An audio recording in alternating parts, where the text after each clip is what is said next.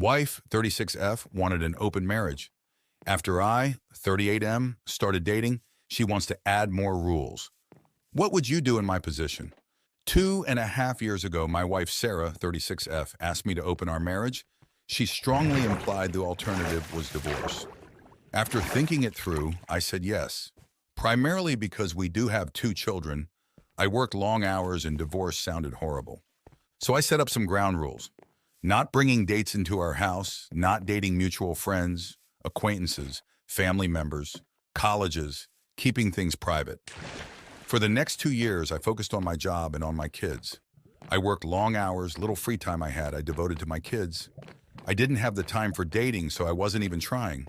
I moved to another room because the thought of Sarah having sex with another man, then sleeping in my bed felt horrible. Our relationship became purely transactional. We became partners at raising kids. I didn't want to know anything about her sex life. This summer, I managed to fulfill my financial goals. I do not have any debt whatsoever. Both of my kids have enough money in their college fund, and all I have to do is to keep adding some savings every month into the fund I made for their first home deposits. So I did some math and decided to cut my work from 74 hours to just 30 per week. Sarah wanted to get indebted again to buy another house and a new car. I said no. I used my free time to finally have a vacation I really needed and took my older son with me to tour the U.S. together. Did some renovation work on our house, turned the basement into a man cave, started working out and playing sports, leading a healthier life. Then I actually started trying to land a date. For me, just having sex with somebody is not my thing. I want to at least be a friend before that. To go out together, watch movies, have fun, and have sex. So I dated a couple of women and found a Jane with whom I clicked.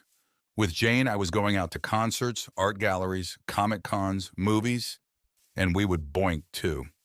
Sarah wanted to talk about my dates. I said no.